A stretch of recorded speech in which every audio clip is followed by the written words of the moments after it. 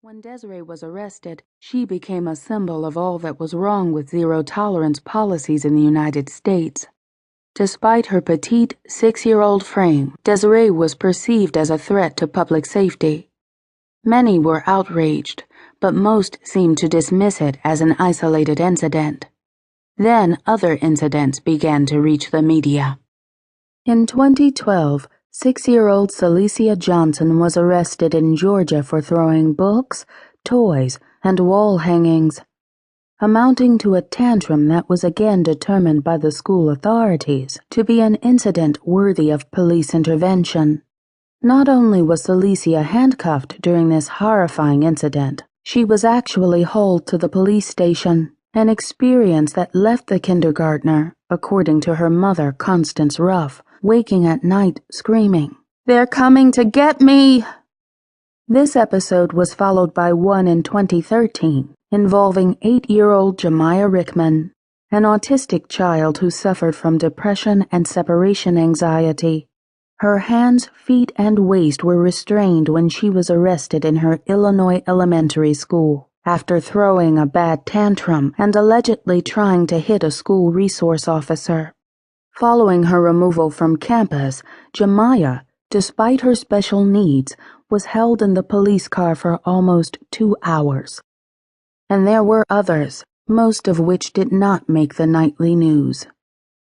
Today, Black children are 18% of preschool enrollment, but 42% of preschool-age children who have had one out-of-school suspension, and 48% of preschool-age children who have experienced more than one out-of-school suspension.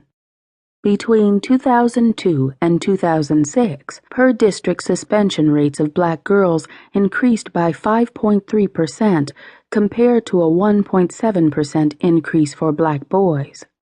Among the nation's 10 highest suspending school districts, Black girls with one or more disability experience the highest suspension rate of all girls. The experiences of Desiree, Celicia, and Jemiah represent the worst and most egregious applications of punitive school disciplinary practices. However, from coast to coast, Black girls tell stories of being pushed out of school and criminalized for falling asleep, standing up for themselves, asking questions, wearing natural hair, wearing revealing clothing, and in some cases engaging in unruly, although not criminal or delinquent, acts in school. Mostly because what constitutes a threat to safety is dangerously subjective when Black children are involved. What's happening is about more than whether or not girls are sitting in the back of a police car because of a tantrum.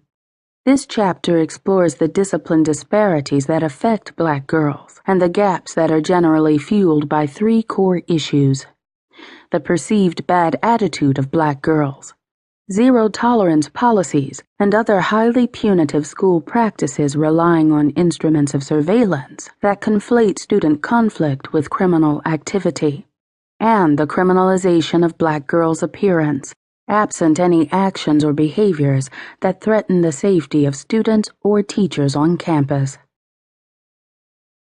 They're not docile. I once asked a classroom of college students how they would describe the Black girl attitude. "Neck rolling," one student yelled out. "Eye rolling, finger snapping," said another student. "Just ghetto," said another.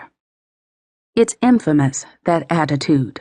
Even as you read this, no matter your race, background, or ethnicity, your mind is likely floating toward an image of a brown-skinned young woman with her arms folded, lips pursed, and head poised to swivel as she gives a thorough eye reading and then settles into either an eye roll or a teeth-sucking dismissal.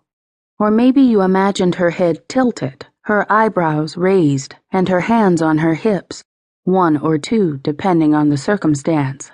Or possibly you envisioned her face with a scowl, her lips slightly turned up to show just a few teeth.